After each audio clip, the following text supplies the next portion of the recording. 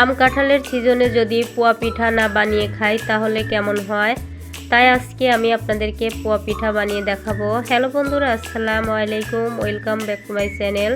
আপনারা সবাই কেমন আছেন? আশা করি যে যেখানে আছেন অনেক অনেক ভালো আছেন। আমি আলহামদুলিল্লাহ ভালো আছি। আজকে আমি আপনাদের মাঝে আম দিয়ে পোয়া পিঠা বা তেল পিঠা বানিয়ে দেখাবো। আশা করি আপনাদের কাছে অনেক অনেক ভালো লাগবে ভিডিওটি। ভালো লাগলে ছোট্ট একটা লাইক দিয়ে শেষ পর্যন্ত যুক্ত থাকার অনুরোধ রইল। আর যে যেখান থেকে ভিডিওটা অন করবেন প্লিজ ভাই বোনেরা সবাই সবার ভিডিওটি ফুল ওয়াচ করে দিবেন। অনেক কষ্ট করে একটা ভিডিও বানাই আমরা। এখানে দেখতে পাচ্ছেন একটা আম নিয়েছি, আর এই আম কিন্তু আমার গ্রামের বাড়ি থেকে আনা। আমাদের বাড়িতে অনেক আম আছে, তবে পোয়া পিঠাটা বানানো দেরি হয়েছে, এই জন্য আমটা এরকম হয়ে গেছে। আমটা কিন্তু বেশি একটা মজে না বা গলে না, এভাবে টাটকা থাকে। আর দেখতে পাচ্ছেন অফ ক্যামেরায় আমটা আমি ছুলে নিয়েছি, আর এই যে ফালি ফালি করে কেটে নিয়েছি। আর আমটা একদমই পেঁপের মতো। এখন এখানে আমি গ্রেটারের সাহায্যে আম গ্রেট করে নেব, তবে আপনারা ব্লেন্ডার করে নিতে পারেন। আমার কাছে ব্লেন্ডারে করতে কিন্তু ঝামেলা ঝামেলা মনে হয়।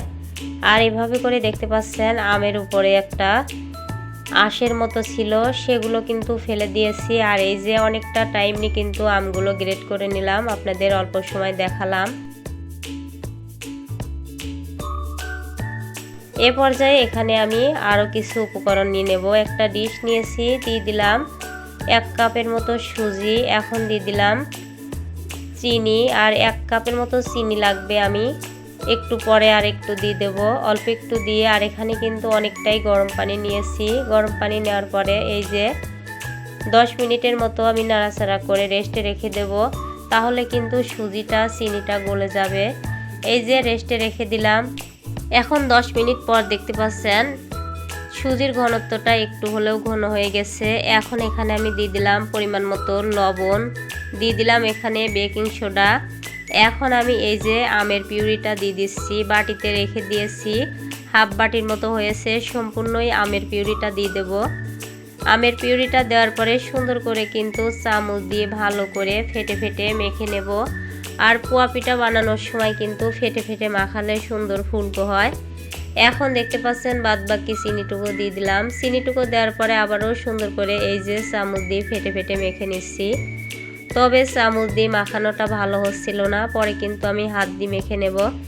এই যে এখানে আমি 1 বাটির মতো ময়দা নিয়েছি, তবে আপনারা এখানে চাউলের গুঁড়া দিতে পারেন। চাউলের গুঁড়াটা দিলে কিন্তু পিঠাটা আরও সুন্দর ফুলকো হবে। আমি চাউলের গুঁড়াটা দিতে পারি নাই, আমার কাছে ছিল না, আমি এই জন্য সুজি দিয়েছি। এখন ময়দা কিন্তু 1 বাটি দিয়ে দিয়েছি ধাপে ধাপে দিয়ে।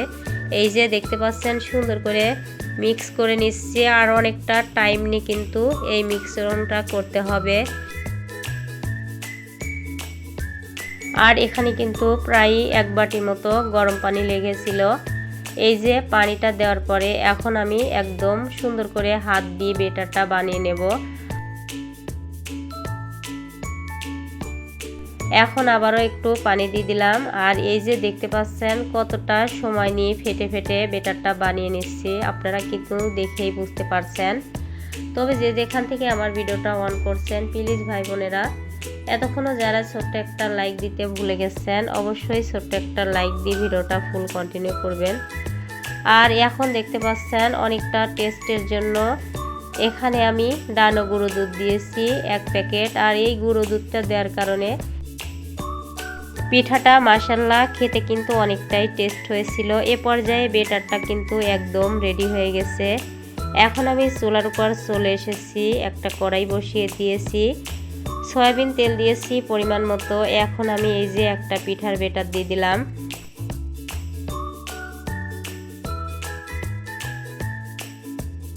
তবে পিঠাগুলো কিন্তু ভিতরে কোনো আটা হয়েছিল না।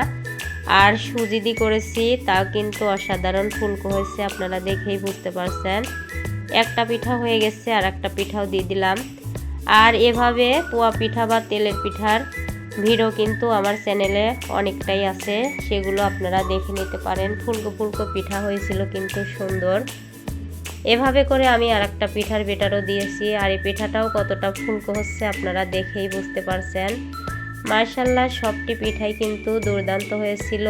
ভিতরে কোনো আটা ছিল না, আবারও বলতেছি। তাই বলছি আম থাকতে থাকতে আপনারা এভাবে করে একবার হলেও পোয়া পিঠা বা তেল পিঠাটা বানিয়ে খাবেন। বাচ্চারা কিন্তু অনেকটাই পছন্দ করবে। এভাবে করে আমি আরেকটাও ভেজে নিলাম। এই যে অফ ক্যামেরায় আমি আরেকটাও দিয়ে দিয়েছিলাম, আর মাশাআল্লাহ খুবই সুন্দর হয়েছিল। আর দেখতেই বুঝতে পারছেন আপনারা সবগুলো পিঠাই একই রকমের হয়েছিল। তবে আমার ভিডিওটি আপনাদের কাছে কেমন লাগলো অবশ্যই কমেন্টে জানিয়ে যাবেন। আর কোনো নতুন ভাই বোনেরা যদি আমার ভিডিওতে এসে থাকেন অবশ্যই লাইক কমেন্ট শেয়ার করবেন, আর একটা সাবস্ক্রাইব করে পাশে থাকবেন। পাশে থাকা বেল আইকনটি অন করে রাখবেন, যখনই আমি কোনো নিত্য নতুন রেসিপি আপলোড করব আপনাদের কাছে নোটিফিকেশন আগে পৌঁছাবে। আর যদি ফেসবুক থেকে দেখে থাকেন অবশ্যই ফলো দিয়ে পাশে থাকবেন, সাপোর্ট করবেন আমাকে। এ পর্যায়ে সম্পূর্ণ পিঠাগুলোই বানানো হয়ে গেছে, দেখতে পাচ্ছেন সুন্দর একটা কালার এসেছে আর খুবই লোভনীয় হয়েছিল। একটা প্লেটে পরিবেশন করে নিয়েছি, এই যে দেখতেই পাচ্ছেন। তবে আমার ভয়েস বা ভিডিওতে যদি কোনো ভুল ত্রুটি হয়ে থাকে প্লিজ ভাই বোনেরা ক্ষমা দৃষ্টিতে দেখবেন।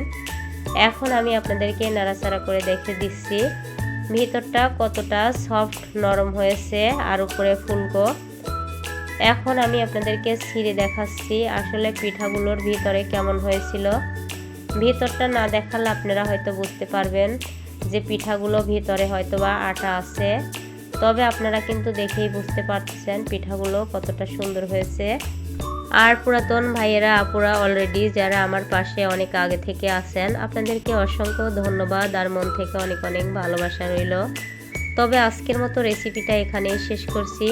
ততক্ষণে সবাই ভালো থাকবেন, সুস্থ থাকবেন। আল্লাহ হাফেজ, আসসালামু আলাইকুম।